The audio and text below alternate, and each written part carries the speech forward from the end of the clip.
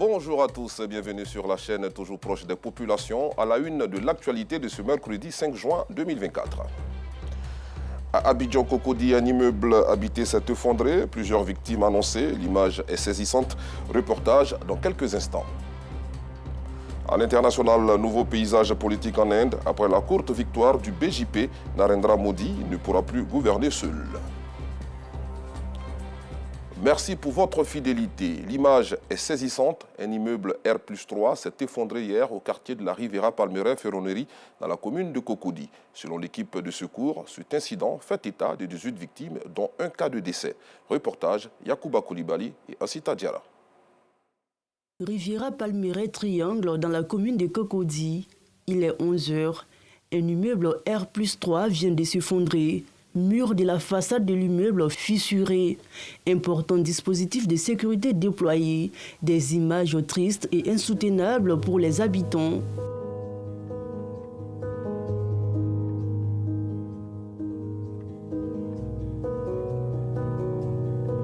C'est dans ce décor que certains voisins généreux ont réussi à sauver des victimes coincées sous les décombres. Je partais au travail, il a vu l'étage en train de s'effondrer. Maintenant, moi, j'étais dans le bara. Donc, je suis descendu dans le bar à la main. Je suis monté, je suis rentré dans la chambre. Je suis monté en haut, ça allait faire descendre la femme. Il a sauvé 2 femmes.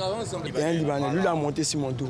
Donc, je suis descendu à lui aussi. Ah, ça fait beaucoup de manteaux. Non. On peut dire 5-6. Il y a un Libanais qui est venu m'appeler qu'il y a son frère qui est coincé en bas lui-même. Donc, je suis parti, j'ai vu qu'il veut rentrer pour le faire sortir. Quand je l'appelle, il répond. Il a allumé le flash de son téléphone. Il dit, je vois le flash. Je dis, oui, je vois. Maintenant, je suis rentré, il est cassé. Il est cassé, mais c'est tombé sur le brique, est tombé sur lui, ça l'a blessé un peu. Maintenant, je suis rentré pour le faire sortir.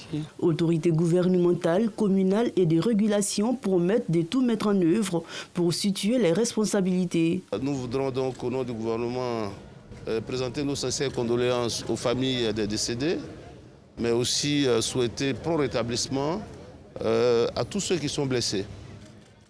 Mais lorsqu'on regarde ce qui s'est passé, effectivement, l'immeuble s'est écroulé parce qu'il y a un terrain mitoyen où quelqu'un souhaite construire un immeuble et il a fait un trou pour pouvoir faire un sous-sol.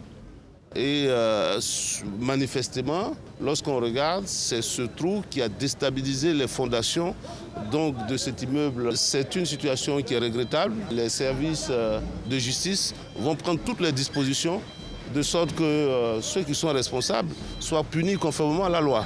C'est toute notre compassion qui est exprimée aux victimes. Il y aura des dégâts matériels. On attend que les pompiers, la police, la gendarmerie, voilà, déjà viennent au secours des victimes qui pourront encore se retrouver sous les gravats.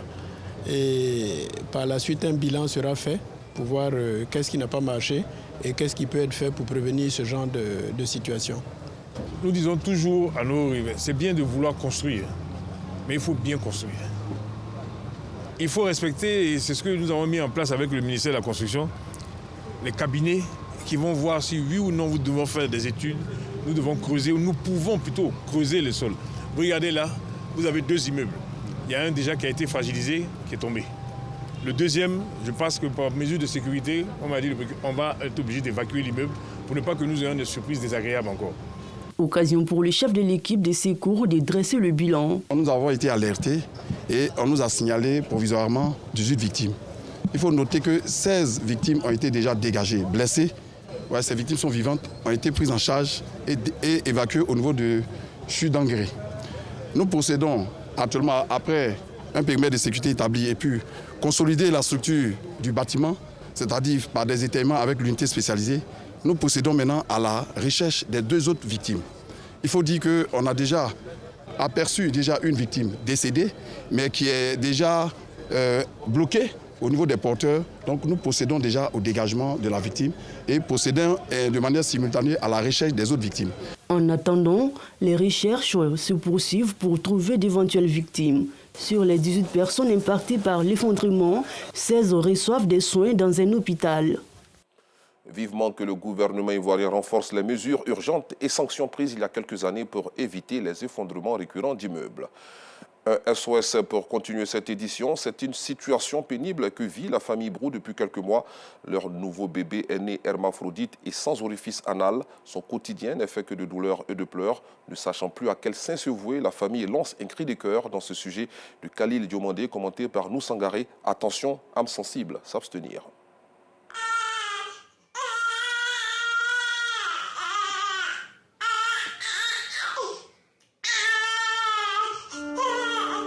Ces pleurs reflètent bien la souffrance qu'endure bébé Brou depuis sa naissance il y a 8 mois. Impossible pour lui de faire la selle, car il est né sans orifice anal. Mais aussi, hermaphrodite, c'est-à-dire avec les deux sexes. Le quotidien de ses géniteurs n'est que tristesse et angoisse.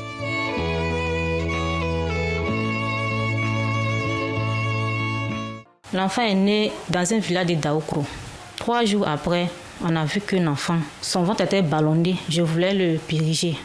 C'est par là j'ai vu que l'enfant n'a pas d'anus. Donc je me suis retournée à l'hôpital pour que la sage-femme puisse observer ce qu'il y a. La sage-femme a dit que l'enfant vraiment n'a pas d'anus, qu'on ne peut pas le traiter ici. Donc nous envoyé à Abidjan. On est parti à l'hôpital de Benjerville. C'est de là-bas ils ont pu opérer l'enfant pour qu'il puisse faire ses besoins sur le côté. Cette ouverture au niveau du ventre pour lui permettre de déféquer est une alternative pénible pour ce tout petit. Quand ils ont fait l'opération, en tout cas l'enfant il pleure. Quand il veut faire ses besoins, il pleure. La nuit, il ne dort pas. S'il a trop dormi 2 minutes. À sa naissance dans son village natal, tous souhaitaient l'abandon de bébé Brou en raison de sa différence. Quand on annonçait au village que l'enfant avait 2 sexes, il n'avait pas d'anus, donc les villageois ont trouvé que l'enfant c'est un enfant génie, qu'on devait le jeter. Donc c'est pour cela, moi et madame, on a pris l'enfant, on s'enfuit avec l'enfant dans notre village. La décision d'assurer la survie des bébés Brou est une véritable épreuve pour ces géniteurs, des cultivateurs sans grands moyens. Le président feu Henri Kouna Bédié leur avait pourtant tendu la main, mais le destin, lui, en a décidé autrement. Pour les premières opérations, on n'avait pas les moyens, on n'avait pas du tout les moyens. Dieu merci, on a croisé le président Bédié, il nous a aidés, on a fait les premières opérations, il nous a donné 900 000. Mais dans 3 jours après, on nous appelle que le président Bédié est décédé. Le président Bédié nous a promis à nous aider jusqu'à tous les soins de l'enfant. Aujourd'hui, le président Bédié n'est plus pour nous aider. Donc en ce moment, on n'a plus rien. Pardonnez, aidez-nous. On ne sait jamais. Peut-être que c'est l'enfant là qui peut m'enlever dans la souffrance, dans la pauvreté même. 925 000 francs CFA, c'est le montant requis pour l'opération des bébés Brou. En attendant l'appui de bonne volonté, sa mère, le regard fixé vers le ciel, implore la miséricorde divine. Bébé Brou, quant à lui, continue de se tordre de douleur.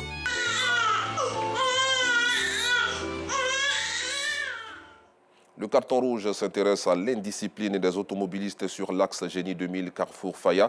Et les morts et les dégâts dus à cet acte d'incivisme ne se comptent plus. Rouler à contresens est pourtant monnaie courante au Carrefour Génie 2000 dans la commune de Cocody, au vu et au su des autorités de régulation de la circulation impuissantes face à ce spectacle qui représente un véritable calvaire pour tous les usagers de la voie. Voici le constat de Abdoul Aziz Guira et Par Gassoro, Kouné de Madangui. Cette image de quelques secondes, mais malheureusement à nu, une situation qui dure des mois et des mois. Cette image de désolation, cette image d'affliction, cette image de déplaisir est bien visible au quartier Faya, dans la commune de Cocody. Et ces événements se déroulent généralement entre 6h et 8h du matin. 6h et 8h du matin, 2 heures de calvaire pour les usagers de cette voie. 6h et 8h du matin, 2 heures de peine pour les usagers de cette voie. 6h et 8h du matin, 2 heures de douleur, de blessures, de martyrs, de souffrances, de persécutions et de tortures pour les usagers de cette voie. La voie Cité Génie 2000, Grand Carrefour de Faya. Eh bien, on se rend tout de suite compte du comportement irresponsable, immature, infantile, impubère de certains automobilistes. Un comportement d'incivisme et d'indiscipline à même de porter atteinte à la vie de certains riverains. Des véhicules qui roulent en sens inverse et qui en plus conduisent à vive allure, comme si nous étions sur l'autoroute du Nord. Mais pourquoi faites-vous ça? Pourquoi? À la limite, on se demanderait dans quelle société sommes-nous? Regardez de vous-même le comportement de ces pères de famille qui ont en charge l'éducation de leurs enfants. Comment se comportent-ils sur nos routes? Regardez et appréciez. Qui doit remédier à cela? C'est la police en fait. Mais ils sont là qui ne font rien. Ces pères de famille, et oui, ces chauffeurs, sans foi ni loi, conduisent comme ils veulent. Ils violent le code de la route comme ils veulent. Ils ne se préoccupent ni se soucient des conséquences de leur mauvais comportement sur la route. Ce qu'ils font, pour eux, est juste et normal. Ils ne doivent en aucun cas être contrariés. Mais nous qui sommes véhiculés par moto, souvent même là, si tu n'es pas trop vigilant, on peut te faire tomber. La manière que les gars roulent là, c'est pas normal. Nous sommes sur le rang, mais eux, ils sont pressés. Et pour ça, c'est interdit. Si tu es pressé, tu dois vite te réveiller. Mais si tu as dormi jusqu'à tu te réveilles à 10h, 9h, 10h par là, tu es pressé, c'est pas normal. Tu dois rouler comme nous aussi. Voilà, il doit faire le rang, il doit faire comme nous. Si tu es pressé, tu dois vite te réveiller, c'est tout. Heureusement que dans ce pays, il y a encore des citoyens consciencieux, patients et responsables, des modèles et des exemples dans nos sociétés. Ces usagers consciencieux que vous voyez là, intègres et honnêtes, par exemple, ont décidé, eux, de suivre correctement la file et ont aussi décidé de conduire en tenant compte du code de la route. Mais hélas, ils se voient tout aussi menacés. Menacés par ces automobilistes qui ont décidé de fouler au pied le code de la route. Menacés par ces automobilistes qui font fi de la réglementation en vigueur. Menacés par ces automobilistes qui se fichent éperdument de la loi et des mesures prises par l'autorité compétente. Puis, ces automobilistes ont décidé de ne pas calculer la présence des fonctionnaires de police sur cette voie. Et donc, ont décidé de balayer du revers de la main toutes les règles de bonne conduite et de bonne moralité. Des policiers désarmés, impuissants, inefficaces, faibles face à cette situation malsaine qui malencontreusement est devenue le quotidien de ces automobilistes. Une situation pour eux normale et faisable sans crainte. Des fonctionnaires de police dont la présence sur cette voie pourrait être qualifiée d'inutile. Que c'est malheureux. Mais alors, si vous êtes incapables de mettre de l'ordre, mesdames et messieurs les policiers, que faites-vous là? Dites-nous, quelle est la raison de votre présence là? Ou alors, ces chauffeurs, ces conducteurs, ces automobilistes hors la loi ont-ils le feu vert de votre part pour se comporter ainsi? Si ce n'est pas le cas, pourquoi les laissez-vous imposer le désordre aux autres usagers qui, eux, ont décidé d'être corrects? Mesdames et messieurs les policiers, imaginez-vous un instant que tous les automobilistes sur cette voie adoptent le même comportement d'indiscipline, d'incivisme, de désordre et d'irrespect de l'autorité que vous êtes. Comment se présentera le tableau sur la voie Cité Génie 2000, Carrefour, Riviera Faya? À un moment donné, il faut rappeler à l'ordre tous ces automobilistes qui ont décidé de vous manquer de respect et de bafouer votre autorité. Réveillez-vous pendant qu'il est encore temps. Les transports publics, là, les BACA, ils sont impossibles. On vit vraiment un calvaire, surtout pour les particuliers, vraiment. Très fier de vous, ça c'est une bonne initiative.